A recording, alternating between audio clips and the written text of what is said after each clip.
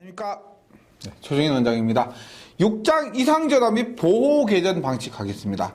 우리가 앞에서 4장에서 우리가 고장이 났을 때 지락사고, 단락사고 이런 사고가 났을 때 그 계산을 했었죠. 근데 지금 그 외에도 보세요.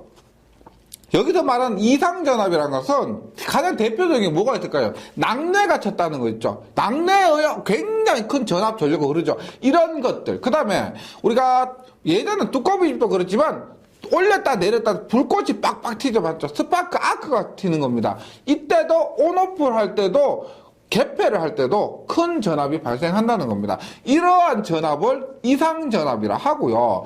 이러한 전압 등에 의해, 그 다음에 고장 났을 때에 의해 이런 것들을 보호하기 위한 방식 등이 있습니다. 그것을 보호 개전 방식이라고 하는 거예요. 그래서 먼저 이상전압에 대해서 한번 공부를 해보도록 하겠습니다. 일단 이상전압이라고 하면은요, 일단 내부적인 요인과 외부적인 요인이 있습니다. 내부적인 이상전압, 외부적인 요인은 이상전압입니다. 내부는 다른 것보다 그냥 개폐라고 보시면 돼요. 개폐. 열고 닫을 때 아크가 튀는 겁니다. 그런데 우리가 이상전압이 있는데, 개폐를 할 때 이상전압이 있는데, 가장 큰 때는 언제냐면은, 가장 큰 때, 우리가 전압이 있죠. 무부하가 있고, 전부하가 있습니다. 어떨 때 전압이 더 커요? 무부할 때 전압이 더 크죠. 따라서, 무부하를, 개로, 전기를 수입하는 게 아니고 전기를 열 때 있죠. 전기가 공급되고 있다가 그것을 열 때 이 이상전압이 가장 크게 돼요. 이때 이상전압이 가장 크게 된다는 겁니다. 그래서 가장 대표적인 건 내부적인 요인으로서 개폐할 때. 그 중에서 가장 큰 것은 무부하를 개로 할 때, 무부하를 열 때가 됩니다. 그 다음에 외부적인 요인은 잘 아시겠지만 우리 잘못이 없는데 외부 환경적인 것에 의해서 직경례가 있습니다. 직경례. 그 다음에 유도례. 직경례와 유도례가 있다는 겁니다. 어렵지 않죠? 직경례는 전선이 이렇게 있습니다. 전선이 있을 때 네온이라는 게 뭐냐면 벼락이 치는 구름이에요. 그것이 이렇게 전선으로 방전을 하게 되면은 이것을 직경례라고 합니다. 네온이 전선으로 바로 벼락을 치면은 이것을 직경례라고 해요. 우리가 유도례는 뭐냐면 예를 들어 이렇게요. 네온이 이렇게 있습니다. 벼락인 거 있어요. 그 다음에 대지가 이렇게 있어요. 대지가 있어요. 그러면 얘가 전선으로 치는 게 아니고 이렇게 대지로 이렇게 치는 거예요. 대지로. 전선 아니고. 근데 이렇게 전선 치다 보니까 전선에 있던 전하들이 있죠. 전선에 있던 전하들이 이렇게 벼락이 친 곳으로 전하들이 모이게 되는 겁니다. 즉 간접적으로 우리가 벼락 자체는 뇌 자체는 땅으로 쳤지만은 전선에 모여있던 전하들이 땅으로 이렇게 방전을 하게 되는 거예요. 이렇게 발생하는 것을 우리가 유도례라고 하는데 당연히 직경례는 굉장히 큰 전류고 문제가 많지만은 유도례는 있죠. 그 횟수는 많은데 당연히 전선 칠 때보다는 땅이나 나무에 칠 때가 많겠죠. 횟수는 많지만은 그 영향은 미비하다는 겁니다. 네, 그래서 봅니다. 교재에서 이상전압이 발생 원인을 보면 내부적인 요인으로서 개폐 서지라고 합니다. 내부적 요인은 개폐 서지라는 것이 이상전압을 얘기하는 거예요. 개통 조작 시, 즉 차단기 투입이나 개방 시 나타나는 과도 전압으로서 송전선 대지전압의 4배 정도, 송전선의 대지전압의 4배 정도 걸리게 된다는 겁니다. 네. 물론 말씀드렸지만은 무부하를 개로 할 때가 가장 큰 개폐 서지가 발생하고요. 그 다음 외부적인 요인은 뭐냐? 직경뇌입니다. 직경뇌는 뇌가 송전선 또는 가공지선을 직격할 때 발생하는 이상전압이고요. 유도례는 말은 좀 어렵죠. 뇌운 바로 밑에 있는 구름 바로 밑에 있는 송전선에 유도대 구속전하가 이렇게 유도대 고속전환이 있는데 내운간 구름과 구름 또는 내운과 대지 간에 이렇게 방전을 통해서 자유전하로 되고 이것이 송전선로 진행파로 되어서 전파하는 이상전압을 얘기하는데 예, 딱 보시면 아시겠지만 그 크기가 미비하다는 겁니다. 그 다음에 서지 흡수기가 있는데 서지가 뭐요? 지금 앞에서 했지만 개폐 서지, 뇌 서지 이런 거예요. 이상적으로 발생하는 전압이에요. 이상 전압을 우리가 서지라고 하는데 충격파라고 합니다. 흡수하는 거예요. 흡수하는데 직경내 등으로부터 발전기 등을 보호하기 위해서 발전기 단자 부근에 설치하는 얘는 피레기라고 우리가 이따가 합니다. 피레기하고 콘덴서를 결합해 놓은 것입니다. 그래서 발전기의 이상전압을 방지하기 위해서 피레기와 콘덴서를 결합해 놓은 장치가 우리가 서지 흡수기라고 하는 거죠. 그 다음에 직경내에 파형이 있는데 직경내 있죠. 직경내 뇌운에 의해서 전선의 송전선로에 바로 때리는 이러한 직경내에서 파형이 있습니다. 이것을 충격파라고 하는데요.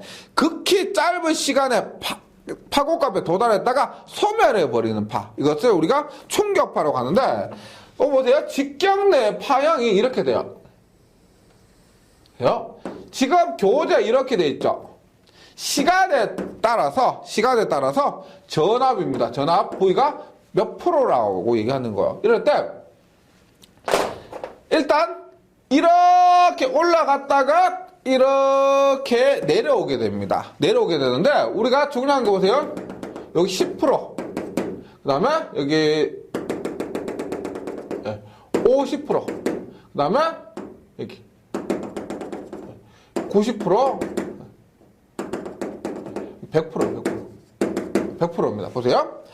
우리가 직경내에서 명칭만 좀 기억해 주시면 되는데 10%에서 90%까지 있죠. 10%에서 90%까지 이렇게 쫙 올라갑니다.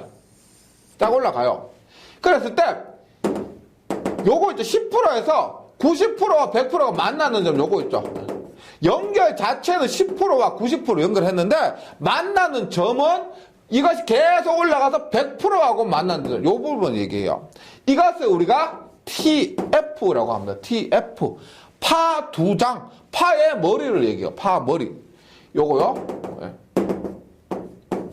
요거. 그 다음에 여기에서 50% 갔다가 내려오는데 걸리는 시간 있죠. 요것을 TT라고 파미장이다. 이렇게 얘기를 합니다. 파미장. 그래서 여기서 뭐 다른 것보다 파 두 장이 10%에서 90%까지 연결한 점에서 연장선을 그었을 때 100%와 만나는 점이 파 두 장이고 10%에서 내려갔다가 올라갔다 내려오면서 50%와 만나는 점을 파미장이라 한다. 이렇게 기억을 해주시기 바랍니다. 파 두 장과 파미장이요. 그런데 이 값이 보세요. 지금 제가 그림은 이렇게 그렸지만은 실제로는 어떻게 되냐면요. 실제로는 이렇게 돼요. 보세요. 이게 쫙 이렇게 올라갔다가 쫙 이렇게. 원래는 이렇게 됩니다. 원래는 제가 설명드리기 위해서 이렇게 그렸지만은 실제로는 보세요. 파두장이 이렇게 되고 요 파두장이고요. 파미장이 TT가 이렇게 TF가 요만큼이고 파미장이 이만큼 되는 겁니다. 그래서 우리가 국제 표준 충격파라고 하죠. 국제 표준 충격파가 얼마냐? 1.2 곱하기 50 마이크로세컨드. 1.2 곱하기 50 마이크로세컨드. 이게 뭐냐면 1.2 곱하기 50 하면 60인데 굳이 왜 이렇게 나타내냐면 이것을 우리가 파두장이라고 그래요. 파두장. 이것을 파미장이라고 그래요. 파미장. 파두장의 시간과 파미장의 시간은 이렇게 나타낸 겁니다. 따라서 파두장은 굉장히 짧고 파미장은 굉장히 크지요. 예, 이렇게 되는 거. 파두장은 짧고 파미장은 길다. 그리고 얘는 내부에 의한 개폐 서지하고 외부에 의한 직경내 이런 것들이 모두 달라요. 다른데 일단 우리가 국제표준 충격파라고 하면 파두장, 파미장은 이렇게 얘기를 한다는 겁니다. 1.2 곱하기 50 마이크로세컨드. 예. 이렇게 기억을 해주시기 바랍니다.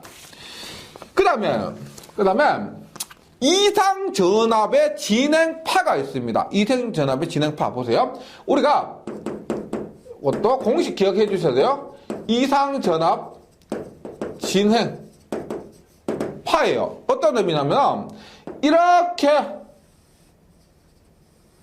돼요. 이원이란 이상전압이 들어오게 됩니다. 이원이란 이상전압이 들어오면 그냥 계속 가면 되는데 문제는 임피던스 때문에 그래요.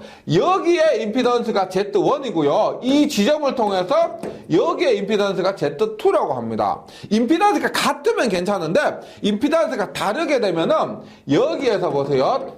이원에 의해서 지금 요 놈을 우리가 E2라 하고 요 놈을 E3라고 합니다. E3. 딱 보면 아시겠지만 E1이 이렇게 들어가는데 E2는 뭐예요? 이 점에서 반사되는 파예요. 반사되는 파고 E3는 뭐냐면 이 점에서 투과되는 파가 됩니다. 반사, 투과 이렇게 되는 거겠죠. 여기에서 이게 우리 회로 이론에서 하게 됩니다. 회로에서 하게 되는데 일단 투과 계수가 있어요. 투과 계수를 우리가 기호는 따로 쓰지 않고요. 투과 계수를 이렇게 설명해 보세요.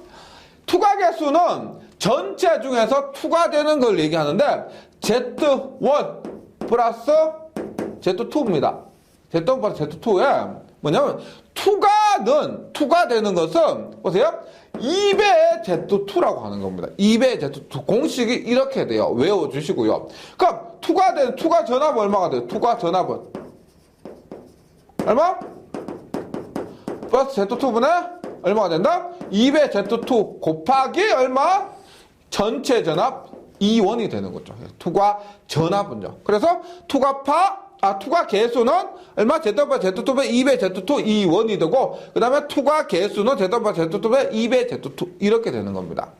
그 다음에 얘는 투과고요. 반사 개수 얘는 우리가 회로 이론에서도 합니다. 회로 이론에서 하는데 얼마냐? Z1 플러스 Z2분의 반사는 얼마냐? Z2 마이너스 Z1이에요. Z2 마이너스 Z1. 그 다음 반사 전압 얼마? Z1 플러스 Z2분의 얼마겠어요? Z2 마이너스 Z1의 2원이겠죠. 반사 전압은 이렇게 된다는 겁니다. 요거 공식 외워주셔야 돼요. 네. 투과되는 건 얼마고, 반사되는 건 얼마고, 유도 과정까지는 하지 않으셔도 되고, 요거 어차피 분모는 다 똑같죠. 분모는 어차피 Z1 플러스 Z2로 다 똑같고요. 반사에서 요 해로 이래서 하는데, Z2 마이너스 Z1이고, 그 다음에 투과는 2배의 Z2가 됩니다. 이렇게 돼요.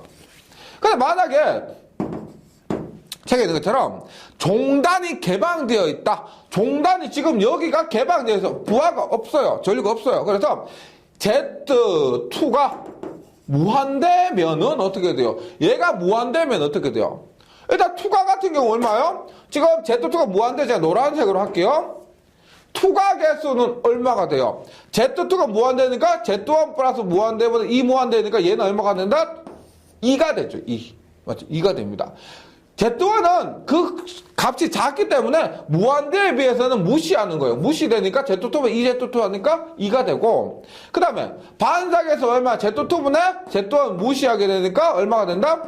1이 됩니다. 즉 종단이 개방되어 있을 경우 반사계수는 1, 투과계수는 2가 되는 거죠.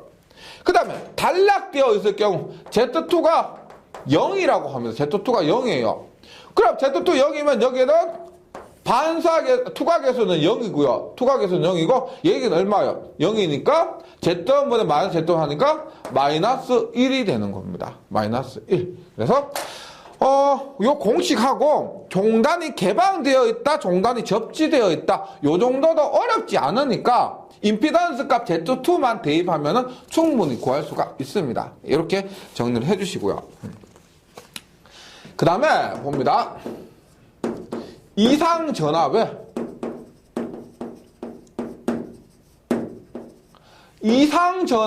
방지 대책입니다. 이상전압 방지 대책으로서 일단은 이상 전압이 이런 직경내든 내부에도 들어오죠. 그랬을 때 보세요. 일단 뭐 개폐에 의해서도 앞에 뭐라 그랬어요? 개폐만 하더라도 그때 발생하는 전압이 대지 전압의 4배까지 들어올 수가 있다라고 했죠. 그렇게 문제가 됩니다. 이렇게 했을 때 일단 이상전압 방지 대책을 가장 많이 쓰는 것이 피레기예요. 피레기. 예. 피레기 영어로 LA 라이팅 어레스터라고 합니다. 피레기 라이팅 어레스터. 얘는 주로 일반적으로 있죠. 변압기 보호에 변압기가 전기에서 굉장히 중요한 역할을 차지합니다. 어떻게 보면 중심이 되는 거예요. 변압기 보호에 피레기가 사용이 됩니다. 피레기요. 그 다음에 지선과 매설지선에 우리가 가공지선과 매설지선은 뭐냐면 뇌 있죠. 뇌. 직경뇌, 뭐 유도뇌 이런 것들. 유도뇌는 크게 문제가 없고 뇌에 의해서 우리가 보호하는 것이 이상전압 방지 대책으로서 사용되는 것들입니다. 그래서 뭐 필기뿐만 아니라 실기도 그렇고 현장에서도 그렇고 이 피레기라는 놈 얘는 어차피 얘들은 송전에 다루게 되는데 피레기 얘는 송전뿐만 아니라 수전, 배전에서도 현장에서 가도 굉장히 많이 볼 수가 있고요. 흔히 우리가 쉽게 볼 수가 있습니다. 이 피레기는요. 현장에만 계시면 보세요. 그래서 먼저 피레기를 하는데 피레기는 뭐냐면 피레기를 피레침하고 혼동하시면 안 돼요. 우리가 피레침은 뭐냐 건물에 이렇게 있을 때 이렇게 생겼죠. 이렇게 해서 전기를 낙뢰를 이렇게 땅으로 빼주는 것. 이것을 우리가 피레침이라고 하죠. 피레침이라고 하는데 피레기는 교재에 있는 것처럼 이렇게 생겼습니다. 피레기 혹시 괜찮으시면 시간 여유 나시면은요 우리가 인터넷 가셔가지고 피레기 한번 검색해 보세요. 애자하고 비슷하게 생겨서 많이 사진도 많이 보실 수가 있고요. 피레침하고는 확실히 다른 겁니다. 네. 피레침은 유도뇌에 의해서 유도는 그 직경뇌에 의해서 이런 것을 대지를 방출하는 것이고요. 이런 피레기는 유도뇌보다는 내부에 의한 개폐서지 이런 것들에 의해서 변압기 등을 보호하는 것이 목적이 되는 겁니다. 네. 그 다음에 보세요. 피레기의 외관 및 구조 보시고 기호도 기억해 주셔야 됩니다. LA라고 하고요. LA라고 하고 요 놈은 E1이라고 한 것은 일종 접지를 의미합니다. E1이라는 것은 일종 접지를 의미합니다. 그 다음에 피레기의 연결이 있는데 어떤 의미냐면 한번 보세요. 피레기 보세요. 지금 얘가 변압기가 이렇게 있습니다. 변압기가 이렇게 있어요. 그 다음 피레기가 이렇게 있습니다.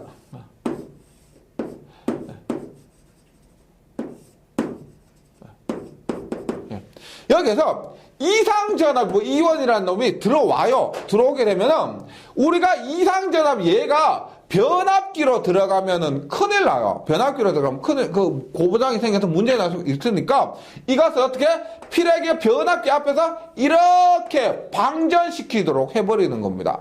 방전시켜주는 거예요. 이때 보세요. 원리가 어떻게 되냐면 피레기에 걸리는 전압이 있습니다. 피레기에 걸린 전압이 있고 여기 변압기에 걸린 전압이 있어요. 변압기 T라고 여기서 L이라고 할게요. 그럼 변압기에 견딜 수 있는 전압하고 피레기가 견딜 수 있는 전압이 있을 때 얘가 변압기 전압이 더 커야 된다는 겁니다. 즉 얘가 피레기와 변압기가 병렬로 놓여 있잖아. 병렬이니까 여기에 걸리는 전압과 여기에 걸리는 전압이 같을 거란 말입니다. 같은데 피레기에 걸리는 전압이 100kV고 변압기에도 걸리는 변압이 100kV가 돼요. 그 변압기에 걸리는 전압이 요거보다만 높으면 변압기에 문제가 없다는 겁니다. 변압기의 절연을 내가 110kV까지 해놓잖아요. 여기에 100kV가 걸렸을 때 여기 나는 안전으로 절연을 110kV까지 해놨으니까 피레기는 전혀 문제가 없다는 겁니다. 근데 만약에 얘가 피레기가 없이 변압기로 바로 가버리면은 변압기에 굉장히 큰 전압이 걸려가지고 변압기가 소손이 되는 그런 문제가 있어요. 그래서 이 피레기를 통해서 변압기를 보호하는, 그래서 변압기와 병렬로 연결하는 이런 피레기가 되겠습니다. 피레기 연결은 이렇게 되고요. 근데 이 피레기를 우리가 자세히 더 쓰면은 이렇게 돼요. 어떻게 쓰냐면 이렇게 보시면 돼요. 이렇게. 피레기를 이렇게 보시면 됩니다. 여기에서 얘를 우리가 직렬개비라 하고요. 직렬개비라 하고 얘를 우리가 특성 요소라고 합니다. 직렬갭과 특성 요소. 그래서 우리가 일반적으로 얘기하는 피레기는 직렬갭과 특성 요소로 이루어져 있습니다. 그 다음에 여기에 조금 더 해서 쉴드링까지 하고 여기 피레기는 무조건 이원이라고 해서 일종 접지를 하게 됩니다. 일종 접지. 그건 뭡니다? 피레기의 구조는 먼저 직렬갭이에요. 직렬갭. 방습애관, 물기가 잘 들어오지 않는 방습애관 내에 밀봉된 평면 또는 구면의 전극을 개통전압에 따라 직렬로 접수가 다극 구조면 지금 이렇게 해놨죠. 이렇게 해놨습니다. 이때 송류 차단 소호 역할을 함과 동시에 충격파에 대해서 되도록 저전압에서 방전시키도록 하는 부분입니다. 어떤 말이냐면 만약에 지금 앞에서 말해서 이상전압이 들어왔다고 하면은 얘가 이렇게 붙어서 이상전압을 이렇게 빼주는 겁니다. 이상전류를 빼주는 거예요. 이상전압을 방지하는 겁니다. 이렇게 붙어서 하는데 그랬다가 이상전압이 지나고 나잖아요. 그럼 얘가 이상전압이 지나가고 나도 얘가 붙어 있으면은 항상 정유가 흐르죠. 그것을 송유라고 하는데 그것을 방지하기 위해서 이상전압이 통과하고 나면 얘가 다시 이렇게 개방되는 겁니다. 그래서 송유를 차단할 수가 있는 거예요. 이상전압이 지나가고 나서 계속 흐를 수가 있는데 그것을 차단할 수 있습니다. 그래서 이것을 우리가 직렬갭이라 하고 이것을 아크를 소호하는 거예요. 그러니까 소호 역할을 하고 이상전압을 대기질을 방전하고 그 다음에 송유를 차단하는 그런 역할을 하는 것이 이 직렬갭이고요. 그 다음에 특성 요소는 뇌전류 방전 시 피레기 자신의 전위 상승을 억제해서 여기에 저항값에 의해서 이거 자체 앞에서 여기 피레기에도 전압이 걸린다고 했죠. 그 저항값을 조절해서 전위 상승을 억제해서 절연을 파괴하는 것을 방지하는 역할을 요거 특성 요소가 하게 됩니다. 그래서 쉴드링이라고 해서 얘는 우리가 일반적 피레기의 2요소라고 하면 무조건 특성 요소 직렬갭입니다. 3요소라고 하면은 여기 쉴드링까지 들어가는 거예요. 대지 정전 용량의 불균형 완화 및 피레기 방전 개시 시간의 저하를 방지합니다. 그래서 전자기적 충격으로부터 보호한다. 그래서 방전 개시 시간의 저하를 방지. 우리가 막 이상전압이 들어오면 빨리 방전해야 되겠죠. 빨리 방전해야 되는데 그 시간을 빨리 방전하도록 해주고 그 다음에 전자기적 큰 전류가 흐르니까 전기적 자기적인 그런 충격이 발생한다는 겁니다. 그런 전자기적인 충격으로부터 피레기를 보호하는 역할을 하는 것이 쉴드링이 됩니다. 네. 여기에서 그냥 특성 요소 직렬갭 쉴드링 요 정도만 기억을 해주시고요. 그 다음에 봅니다. 그 다음에 피레기의 전압이 있습니다. 피레기의 전압 보세요. 다음 페이지 가서 피레기 전압 종류가 많습니다. 피레기 종류가 많아요. 보세요.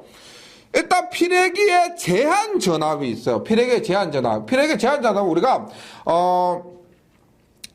일반 154kg 송전솔로 있죠. 154kg 송전솔로에서 제한 전압이 얼마냐면 625kg입니다. 뭐냐면 이렇게 돼요. 피레기가 이렇게 있는데 여기에 특성 요소도 있고 직렬갭도 있고 직렬갭 특성 요소도 있고 이렇게 있습니다. 이렇게 있을 때 보세요. 지금 여기에 이상전압이 이렇게 흐르게 되잖아요. 흐르게 되면 여기에 전류 I가 있습니다. I가 흐르죠. 그 다음에 여기 피레기 자체에 이 자체 직렬갭이나 특성 요소에 의한 저항 R이 있다는 거죠. R이요. 그러면 당연히 I 곱하기 R에 의해서 여기에 피레기 단자에 뭐가 있다? V가 있게 되겠죠. 즉 이상 전압을 방출할 때 피레기 단자에 걸리게 되는 전압을 제한 전압이라 하고 이 전압이 낮으면 낮을수록 좋은 거죠. 왜? 이 전압이 낮아야 병렬로 연결하는 변압기의 절연을 더 낮게 할 수가 있으니까요. 그래서 봅니다. 제한 전압이란 뭐냐? 충격파 전류가 피레기에 흐르고 있을 때 피래기의 단자 전압입니다. 피래기 양단 단자의 전압으로서 피래기가 처리하고 남은 전압이라고 보시면 됩니다. 피래기가 처리하고 남은 전압을 이것을 피래기의 제한 전압이라고 합니다.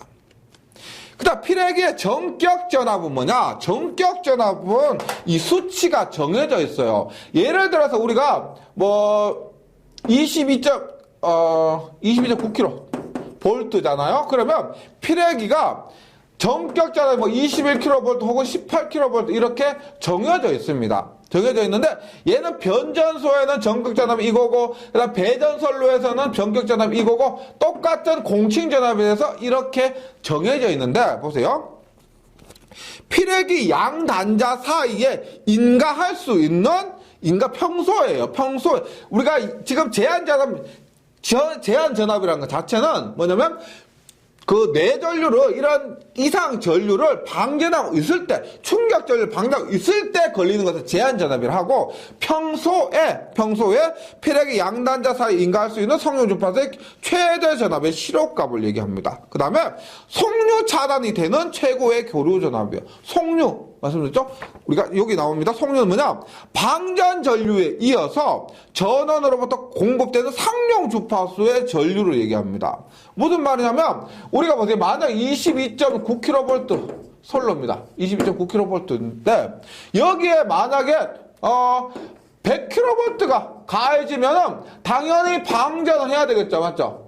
피래기를 통해서 방전해야 됩니다. 그런데 이러한 전압이 금방 싹 지나가죠. 방전을 했는데 다시 22.9kV가 되면은 원래는 어떻게 해요? 방전을 스톱시켜야 됩니다. 방전을 스톱해야 되는데 우리가 이런 앞에 됐던 직렬 개입 등을 통하지 않으면은 방전을 계속하게 되는 겁니다. 우리가 원하는 일반적인 전기가 들어오는데도 방전을 계속하게 된다는 겁니다. 그것을 멈춰야 돼요. 근데 방전을 계속하는 전류 있죠? 이상 전류가 지나가고 나서도 계속 흐르는 전류를 송류라고 하는 거예요.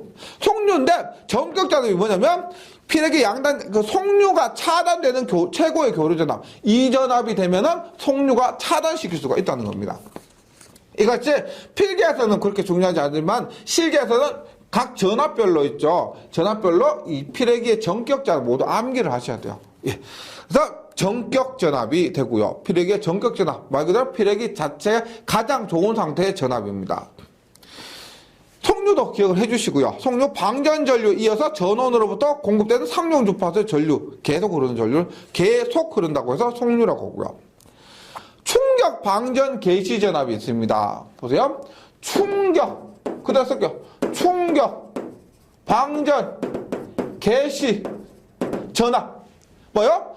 충격을 받았을 때 방전을 시작하는 전압이에요. 방전을 시작하는 전압. 얘는 당연히 낮을수록 좋을 겁니다. 왜? 우리가 보죠. 22.9kV 썰러인데 얘가 뭐 22.9kg, 23kg, 24kg 이 정도는 방전하면 안 되겠죠. 왜냐면 그냥 문제에 의해서 약간 요 정도 전압은 높아질 수가 있습니다.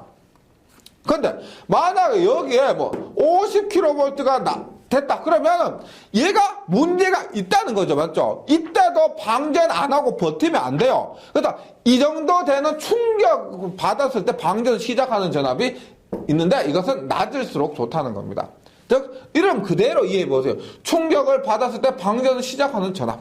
그 다음에 상용주파 방전 개시 전압. 상용주파 방전 개시 전압이요. 상용주파라고 해서 우리가 60Hz를 얘기합니다. 상용주파는 60Hz. 그러니까 고장 나지 않는, 만약 우리가 벼락을 맞았다 보세요. 그게 우연찮게 60Hz가 될 리는 없겠죠. 60Hz 아닙니다. 상용주파라고 하는 것은 60Hz의 전기를 방전을 시작하는 전압은 여기서 상용주파는 문제가 발생한 전압이 아니에요. 그럼 그놈은 방전 시작하면 안 돼요. 안 된다는 겁니다. 그래서 얘는 높을수록 좋은데 그래서 교재를 보세요. 충격 방전 개시 전압은 뭐냐면 피래기 단자 간에 충격파 전압을 인가시 방전을 시작하는 전압이고요. 상용주파 방전 개시 전압은 상용주파 방전을 시작하는 것, 방전 개시 전압으로 피래기 전격 전압이 1.5배 이상, 즉 최선 앞에서 했지만은 제가 22.9kH에서 21kH라고 했습니다. 그러니까 이게 3종 주파를 방전 개시한 전압은 최소 35kH 이상 되었을 때 방전을 해야 된다 이 말이에요. 네. 요 용어 있죠. 필회기에서 자주 나오는 것이 제한전압, 전격전압, 충격방전 개시전압, 3종 주파 방전 개시전압 이런 것들이 나오니까 용어의 그 이해를 꼭 좀 해주시기 바랍니다. 그다음 필회기의 전격전압뿐만 아니고 필회기의 전격 전류도 있습니다. 필회기의 전격 전류는 이것은 전압에 따라서 정해져 있습니다. 세 종류요. 15,000, 2,500, 15,000, 2,500으로 필회기의 전격 전류 이 세 종류가 딱 정해져 있습니다. 네.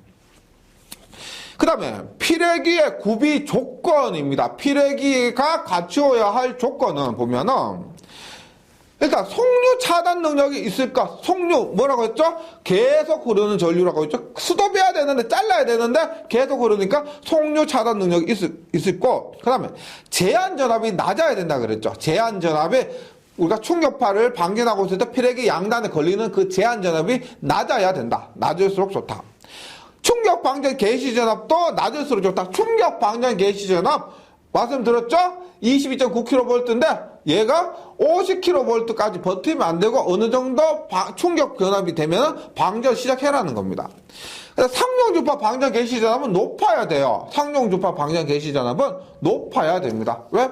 상용주파도 웬만하면 방전하면 안 돼요. 그래서 아무리 전압이 높더라도 어느 정도 버텨주다가 방전을 해야 된다는 겁니다. 근데 방전 내량, 방전의 내량이라는 것은 용량을 얘기하는 것. 전압 곱하기 전류, 용량이 클 것. 그 다음에 내구성 및 경제성이 있을 것. 네, 이건 당연한 소리고요. 그 다음 필회기의 설치 장소가 있습니다. 필회기의 설치 장소는 어떤 곳이냐면 우리가 설치할 만한 접하는 곳 있죠. 뭐와 뭐가 만나는 곳. 요런 거 보세요. 발변전소 또는 이에 준하는 장소에 이만큼 중요한 장소에 가공지선 입구 및 출구 입구에서 만나고 출구에서 만나고 입구 및 출구, 인입구, 임출구. 고압 및 특별과 가공 전선으로부터 직접 공급을 받는 수용 장소 인입구. 그러니까 저압을 받는 게 아니고요. 수용 장소가 있는데 그것이 저압을 받는 게 아니고 고압이나 특고압을 바로 받는다는 겁니다. 그랬을 때 입구에는 필회기를 설치해 줘야 된다는 거예요. 근데 가공 전선과 지정 전선과 접속되는 것, 뭐 인입구, 인출구, 접속구 이런 것들, 에 필회기를 설치해야 된다는 겁니다. 그 다음에 변압기의 절연 강도는 필회기 제한 전압보다 접지 저항 전압 강화. 이게 무슨 말이냐면 이런 게 있어. 우리가 앞에 제가 그림 그렸지만 변압기가 이렇게 있습니다. 변압기 이렇게 있어요. 그 다음 여기 필회기가 이렇게 있습니다.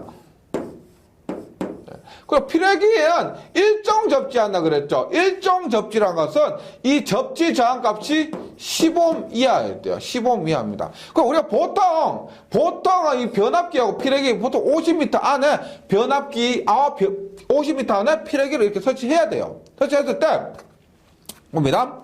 지금 앞에서 말씀드렸지만 방전을 하고 있을 때 여기 필회기 단자에 걸리는 전압은 이 뭐라 그랬어? 이 전압은 제한 전압이라고 했죠. 제한 전압입니다. 그리고 필회기가 지금 방전을 하죠. 그러면 이 저항에 의해서 방전 전류 곱하기 저항 10옴 일정 접지니까 10옴 이하예요. 그래서 이 10옴 즉 저항을 통해서도 전압이 걸리게 되는 겁니다. 그러면 필회기 제한 전압과 여기에 저항에 걸리는 전체 전압이 있고요. 그 다음에 변압기의 절연 강도, 변압기 절연을 이만큼 해놨다는 겁니다. 예를 들어 보세요. 이 전압을 내가 100kV요. 100kV라는 것은 얘가 내습하고 있을 때, 이상 전류가 내습하고 있을 때 필회기에 100kV가 걸린다는 겁니다. 그런데 이 변압기의 절연을 내가 50kV로 했어요. 그러면 여기에 100kV 걸리니까 여기다 100kV 걸리게 되는데 그것이 50kV밖에 안 했기 때문에 절연은 50kV밖에 안 했기 때문에 이 변압기 홀라당 타버린다는 겁니다. 문제가 된다는 거예요. 따라서 얘가 100kg면 얘는 뭐 150kg 등 얘보다 더 크게 해야 된다. 즉 변압기의 절연 강도가 필회기의 제한 전압 더하기 접지저항의 전압 강화 합한 것보다 더 커야 된다 이 말입니다. 네, 요것을 얘기한 거예요. 그래서 요까지 피레기였고요. 피레기였고, 그 다음에 가공지선 한번 보겠습니다. 가공지선은 그래도 길 가다가요 너무 쉽게 볼 수가 있습니다. 가공, 하늘로 가는 거예요. 지선이요. 가공지선. 우리가 이렇게 뭐 이렇게 있을 때 이게 전력선이에요. 그리고 이렇게 했을 때 전력선인데, 가공지선이면 뭐 차사 맨 꼭대기에 있는 이거 있죠. 맨 꼭대기에 있는 건 요것을 우리가 가공지선이라고 합니다. 얘가 뭐냐, 벼락 맞을 때 얘는 뭐 전기를 보내는 그런 용도가 아니고요. 다른 거 벼락 맞을 때 대신 맞아주는 겁니다. 얘들은 귀중한 전기가 흐르고 있는, 전류가 흐르고 있는 선인데 얘는 벼락을 맞아주는 선이에요. 그 다음에 저번 장에서 했지만은, 저번 장에서 했던 전자유도 장애를 위한 차폐선의 용도로도 사용되는 겁니다. 이렇게요. 여기에서 우리가 가공지선을 보면은 직경례 혹은 유도례 혹은 통신선에 대한 전자유도 경감의 목적으로, 차폐선이죠. 목적으로 지지물의 최상각에 설치해서 직경례로부터 전선로를 보호하기 위한 나전선입니다. 껍데기가 없는, 피복이 없는 선이에요. 나전선입니다. 이때 우리가 가공지선에는 뭔지 다 아실 거고요. 이때 뭐 기억하셔야 될 거는 차폐각이라고 있습니다. 차폐각. 보세요. 우리가 예를 들어 이렇게요. 이렇게 전력선이 이렇게 갑니다. 그리고 가공지선이 이렇게 돼요.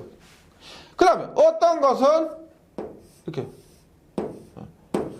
가공지선, 전력선 이렇게 됩니다.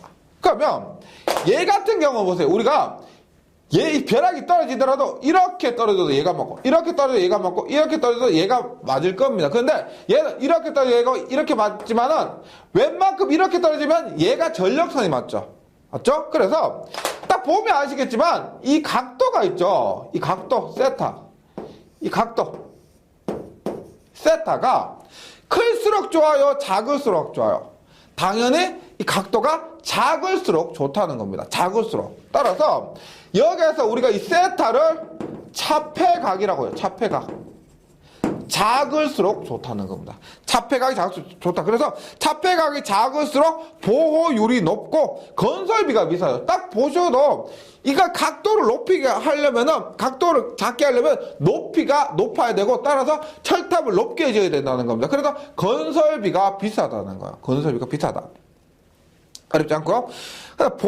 보통 차폐각은 45도 이내, 차폐각은 보통 45도 이내고 보호율은 97% 정도. 무슨 말이냐면 벼락이요 100번 치잖아요. 100번 치면은 97번은 보호하고 3번 정도 놓칠 수 있어야 되는데, 이 전력선 자체에 100번이나 그렇게 대놓고 치는 게 아니니까 97% 정도 이상 보호율이 돼야 되고, 각도는 45도 이하로 해야 된다는 겁니다. 45도 이상 아니에요. 45도 이하가 됩니다. 이하.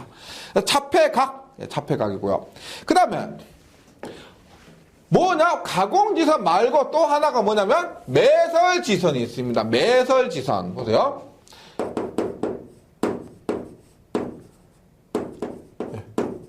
매설지선입니다. 한번 보세요. 우리가 원래는 어렵지 않습니다. 이렇게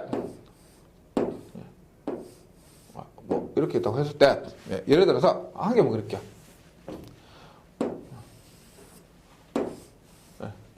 보세요. 가공지선 이렇게 있습니다. 그러면 가공지선을 우리가 보세요. 가공지선 이렇게요. 이렇게 가죠. 이렇게 하고 얘를 땅으로 접지를 해서 땅으로 이렇게 묻죠. 예. 만약 벼락이 쳤다. 그 벼락이 쳤다 그러면 얘가 이렇게 해서 쭉 와서 땅으로 방전을 이렇게 시켜야 되잖아요. 맞죠? 그래서 이것을 땅으로 해서 접지를 시키는데, 보세요. 우리가 애작이 있죠. 애자가 있습니다. 애자가 이렇게 달려있어요. 만약에 하나, 둘, 셋, 넷, 5개. 예, 5개.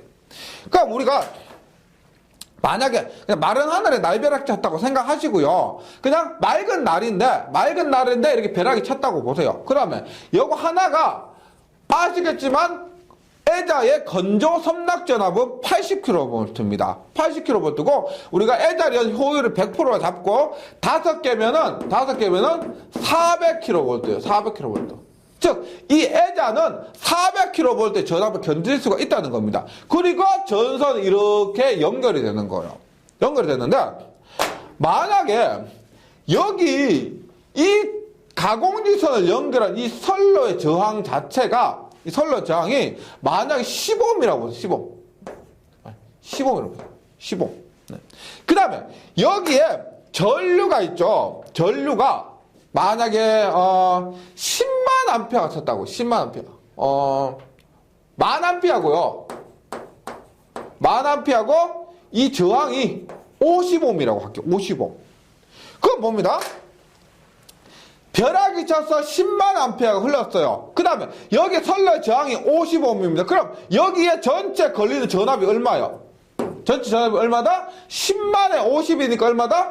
50만 볼트가 되고 얼마? 500kV가 되는 거. 500kV. 즉 여기에서 땅에서 여기까지 전체 걸린 전압이 500kV입니다. 그런데 지금 아까 에자를 계산할 때 이 에자는 400kV까지 견딜 수가 있다는 거죠. 따라서 이렇게 되면은 우리가 이렇게 흐른 전류가 보세요. 전이가 얘는 500kg, 이 전이는 500kg고 여기는 400kg입니다. 따라서 여기로 이렇게 거꾸로 해서 전선으로 전류가 흘러버릴 수도 있다는 겁니다. 얘 전이보다, 여기에 걸린 전이보다 벼락이 쳤을 때 여기 걸린 전이보다 에자의 절연 강도가 더 낮으면은 이렇게 거꾸로 전선으로 전류가 흐를 수 있다. 이것을 우리가 역섬락이라고 합니다. 역섬락. 전선으로 거꾸로 전류가 흘러버렸다는 겁니다. 이것을 방지하기 위해서는 예를 들어 이렇게 하는 거죠.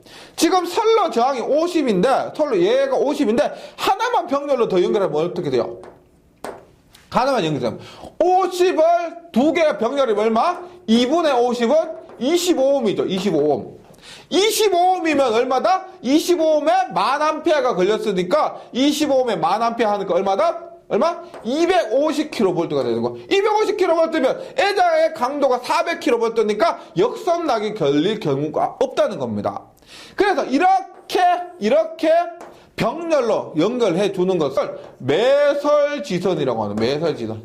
땅 속에 병렬로 연결해 주는 매설지선은 왜 연결해 주느냐? 이렇게 역섬락을 방지하기 위해서. 그래서 제가 한번 읽어봅니다.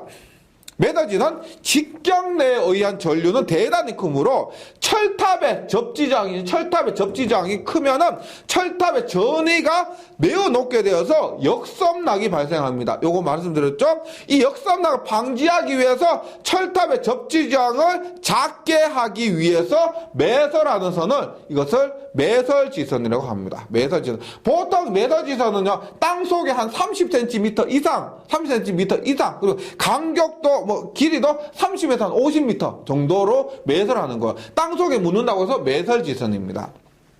그리고 역섬락이 뭐냐? 역섬락은 철탑 각의 접지저항이 클 때 철탑 양단의 전위가 상승해서 철탑으로부터 전선을 향한 섬락이 발생해서 에자련 등이 파괴되고요. 전선으로 거꾸로 전류가 흘러버리고 이러한 것을 역섬락이라고 합니다. 그래서 매설지선은 결과적으로 역섬락 방지 이렇게 되는 거죠. 역섬락 방지 이렇게 되는 겁니다.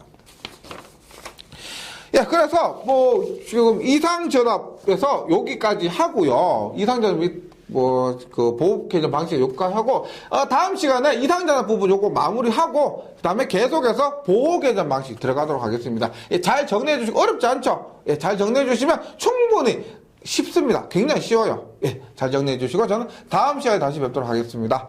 수고하셨습니다.